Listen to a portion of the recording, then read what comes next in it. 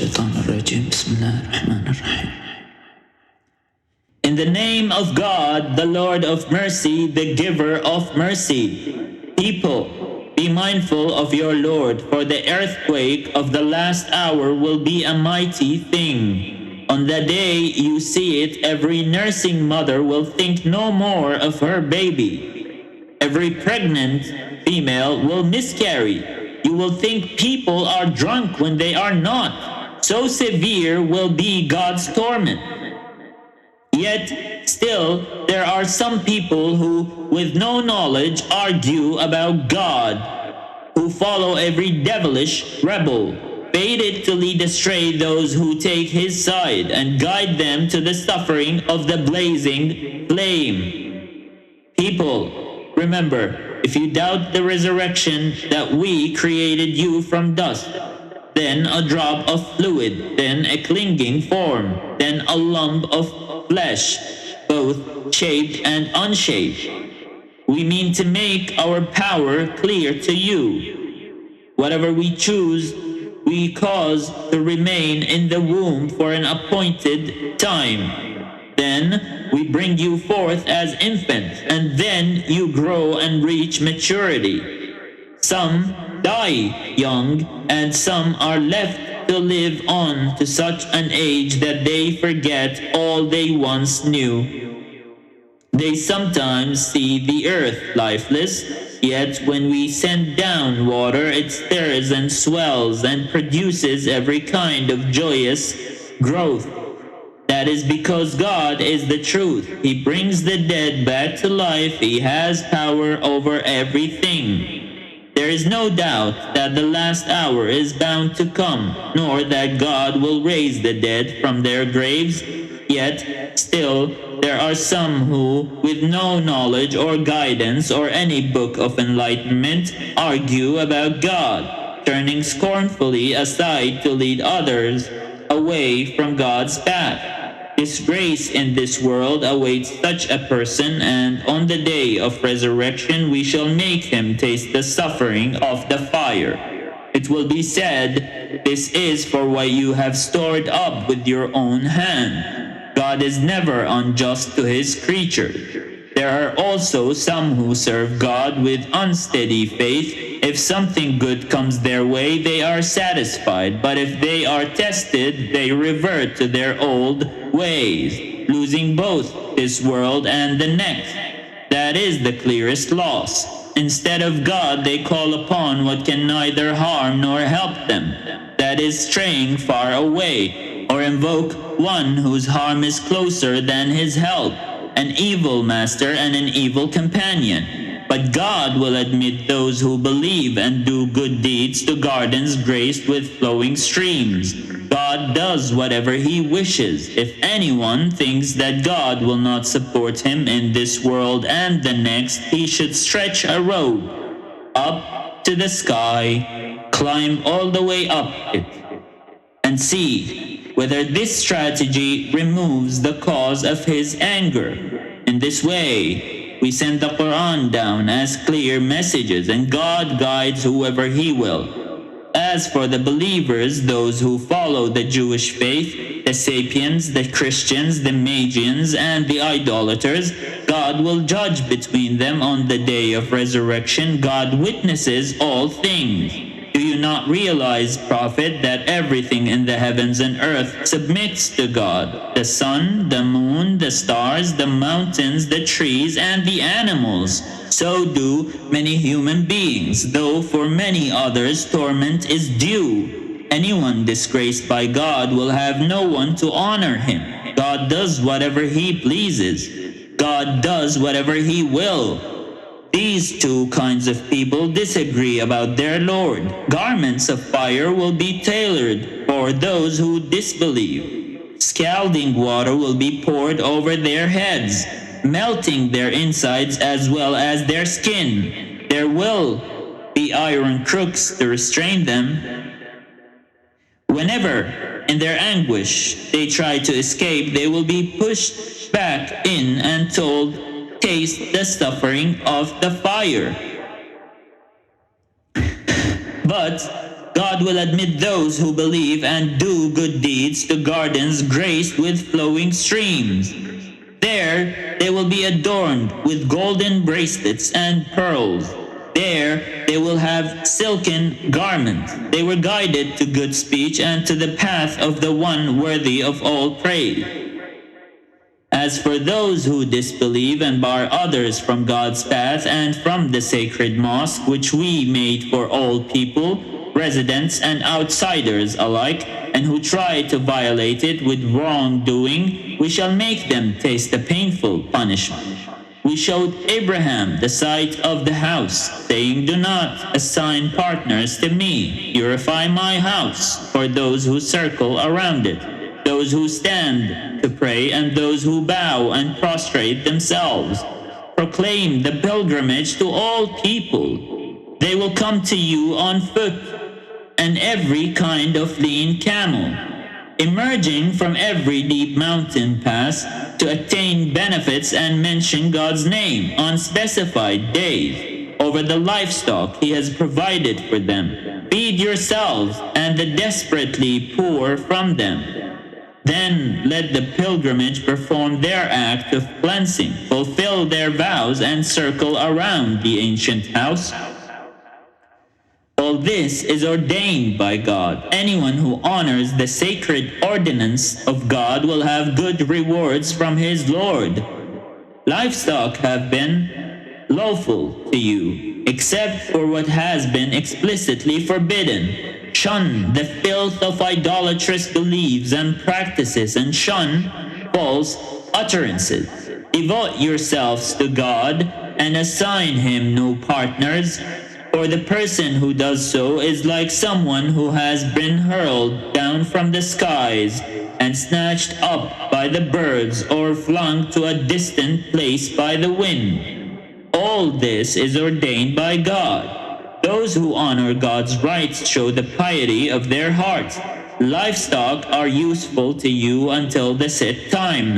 Then their place of sacrifice is near the ancient house. We appointed acts of devotion for every community for them to celebrate God's name over the livestock He provided for them. Your Lord, your God, is one, so devote yourselves to Him. Prophet, give good news to the humble, whose hearts fill with awe whenever God is mentioned, who endure whatever happens to them with patience, who keep up the prayer, who give to others out of our provision to them.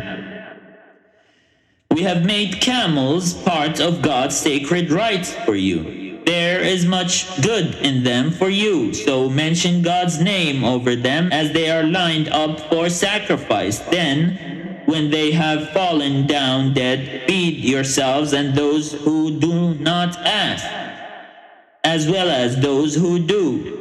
We have subjected them to you in this way so that you may be thankful. It is neither their meat nor their blood that reaches God, but your piety. He has subjected them to you in this way so that you may glorify God for having guided you. Prophet, give good news to those who do good. God will defend the believers.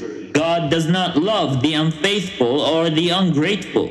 Those who have been attacked are permitted to take up arms because they have been wronged. God has the power to help them.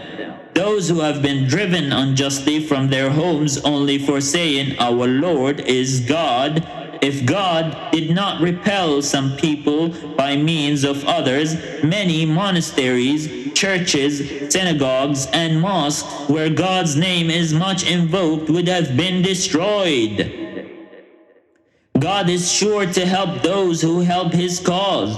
God is strong and mighty. Those who, when we establish them in the land, keep up the prayer, pay the prescribed alms, command what is right and forbid what is wrong, God controls the outcome of all events. If they reject you, Prophet, so did the people of Noah before them, and those of Ad, Thamud, Abraham, Lot, Midian. Moses too was called a liar. I gave the disbelievers time, but in the end I punished them. How I condemned them. How many towns steeped in wrongdoing we have destroyed and left in total ruin. How many deserted wells, how many lofty places. Have these people of Mecca not traveled through the land with hearts to understand and ears to hear? It is not people's eyes that are blind, but their hearts within their breasts. They will challenge you, Prophet, to hasten the punishment. God will not fail in his promise. A day with your Lord is like 1,000 years by your reckoning.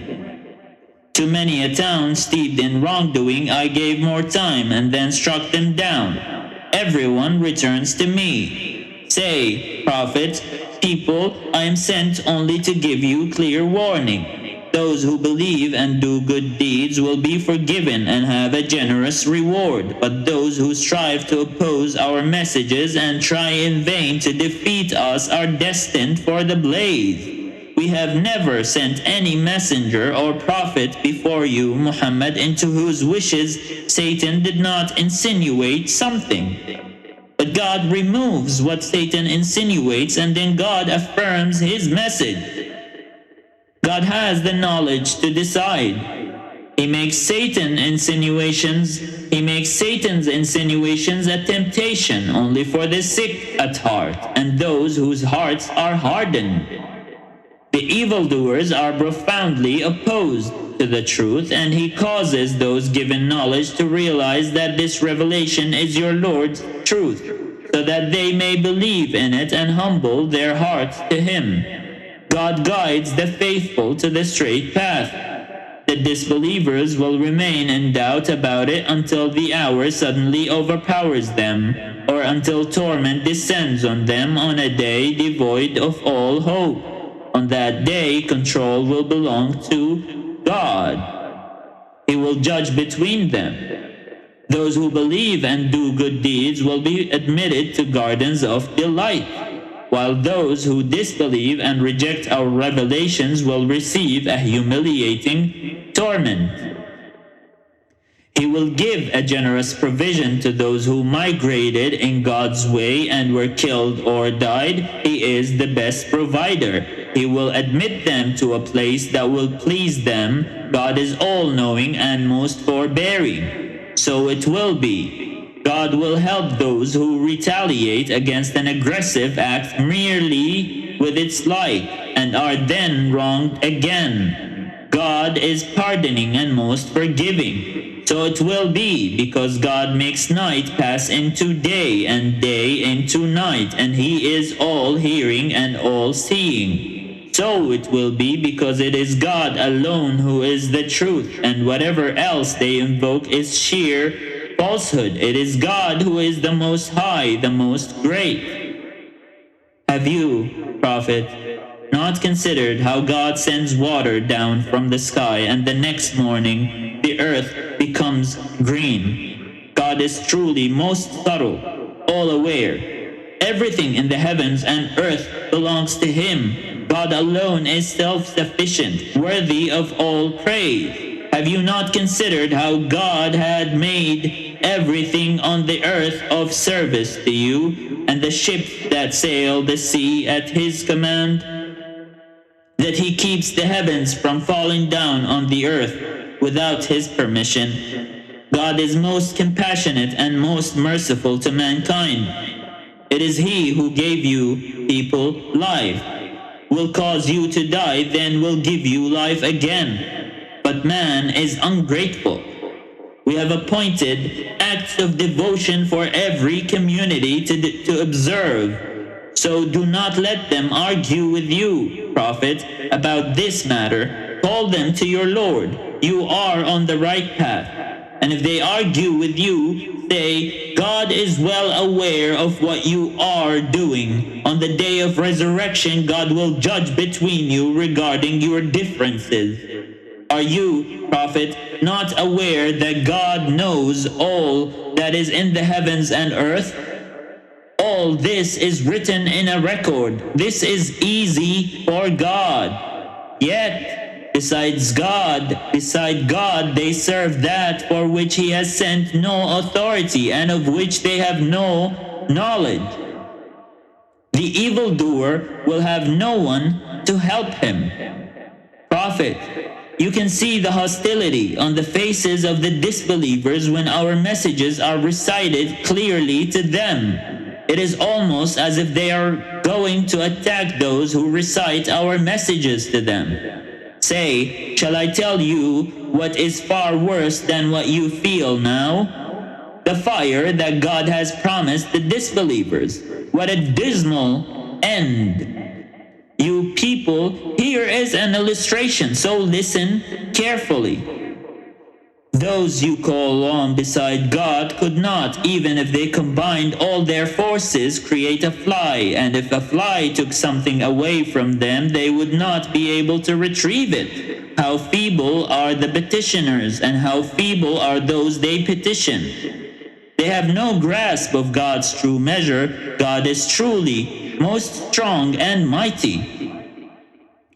God chooses messengers from among the angels and from among humans. God is all-hearing, all-seeing. He knows what lies before and behind them. All matters return to Him. Believers, bow down, prostrate yourselves, worship your Lord, and do good so that you may succeed. Strive hard for God as is His due. He has chosen you and placed no hardship in your religion, the faith of your forefather Abraham. God has called you Muslim. Abraham has called you Muslim, both in the past and in this message, so that the messenger can bear witness about you and so that you can bear witness about other people.